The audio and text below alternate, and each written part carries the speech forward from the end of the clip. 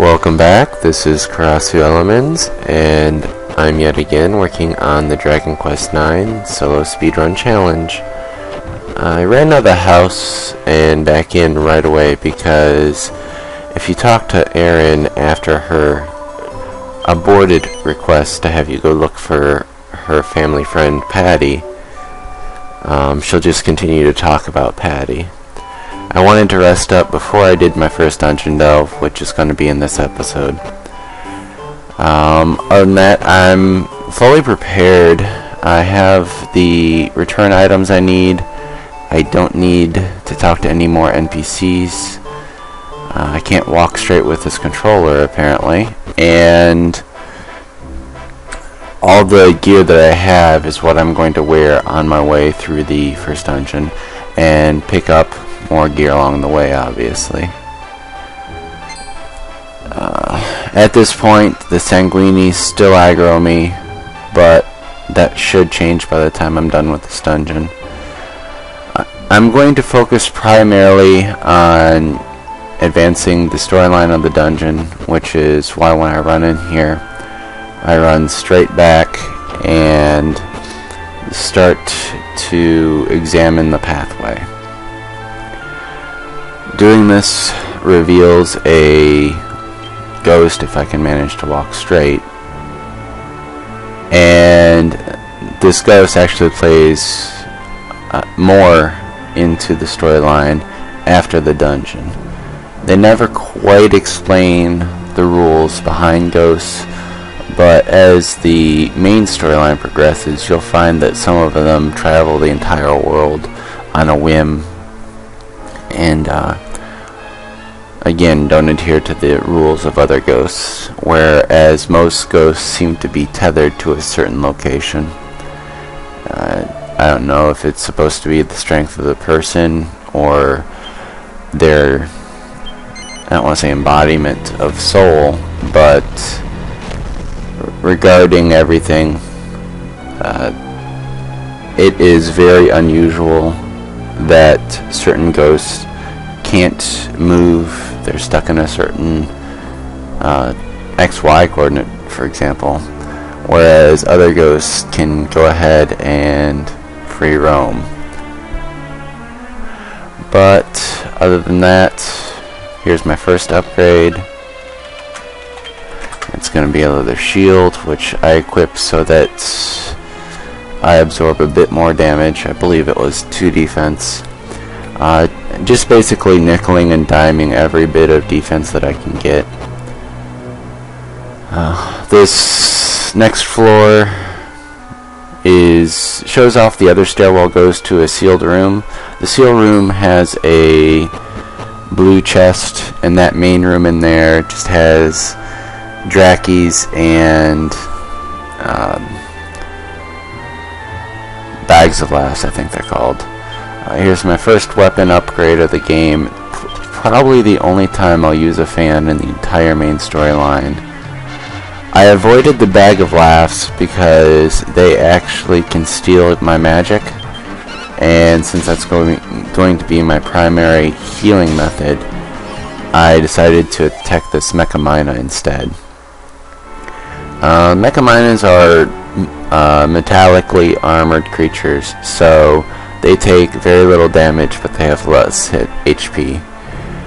Right here, I'm actually taking a unnecessary detour, picking up this gold down in that chest. I'll explain why after this. I'm actually targeting the fire spirits for leveling in here because they have low armor, take 2 hits to kill, and while their most damaging attack can do 9 damage to me, it is a once per battle attack, and then they have to resort to melee, which does 1 damage if they manage to connect. Unlike the other creatures down here, which I'll be showing off later,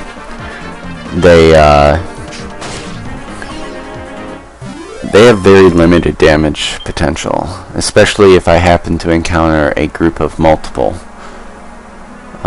But as to why I was saying that is, even with 2 fire spirits, feasibly the most damage I'll take is 20.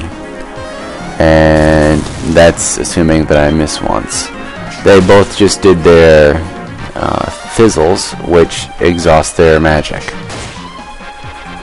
So that is why I target them. They are rough in the terms that they eat up a lot of health in one hit, but they also don't they also don't have enough MP to repeat that attack. And you just saw me spend my first set of skill points, which I'm going straight for Metal Slash so that I'll be able to handle any metal slimes in the future.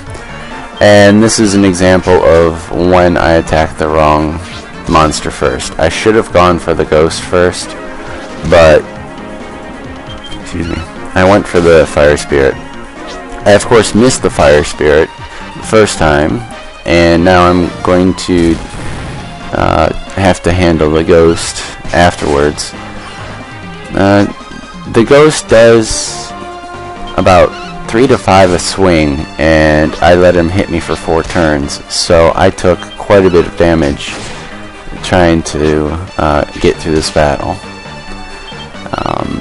That's why I focus on the fire spirits.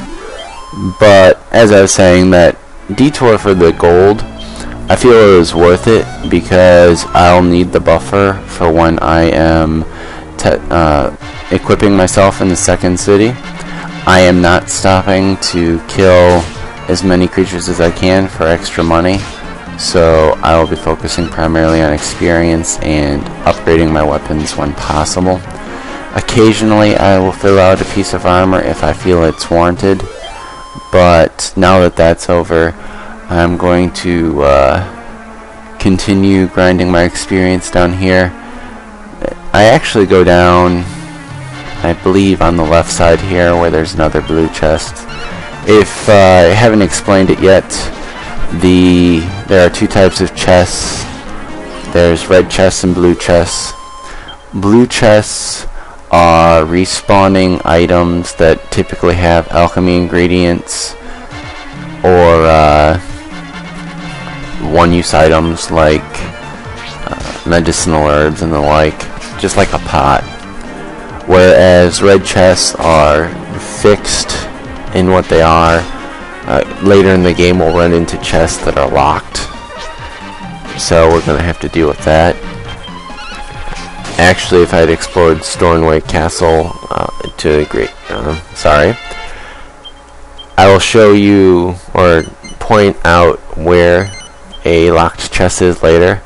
I was getting ahead of myself. I'm in the mindset that I had already been to the second city and shown it to you instead of what I'm doing right now. Now that I've reached level 6, I'm going to go ahead and heal up and advance the storyline. You'll see here that even though I said that I was going to be using seeds as soon as I found them, I completely forgot to there. I do believe I took care of that later, and if not, in the next couple of videos I'll make sure to use it. But looky who we have here. Mysteriously, a lady is trapped with only her foot, and it's not broken, it's just wedged between some rocks, which, with rocks about twice the size of her body, I imagine they're pretty heavy. And we have our first boss battle. Hello, Mr. Hexagon. As you can see on the bottom, I'm going to try and point out some of its stats. Most of it's irrelevant because I don't have any offensive spells yet. I did get lucky during this battle though. He seemed to do his AoE spam attack, which does about 2 to 3 damage less than his single target. I think there is a time when he does it 2 to 3 times in a row. so I was able to really unleash with the fan and whittle his hit points down. As a first boss in the game, he really doesn't have a lot of hit points, and he doesn't hit all that hard, thankfully, but he does have a tendency to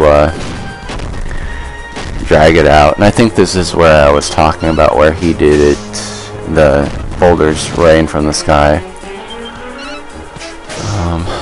In terms of his attack tactics, he has those two moves, single target melee and what I can only assume is an AoE.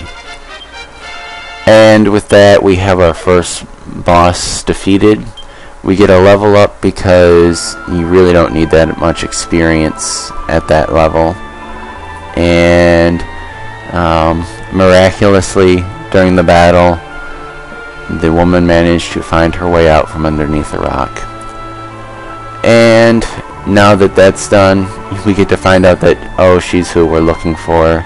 And I'll go ahead and warp back to Angel Falls, and I will see you in the next video. Have a good day.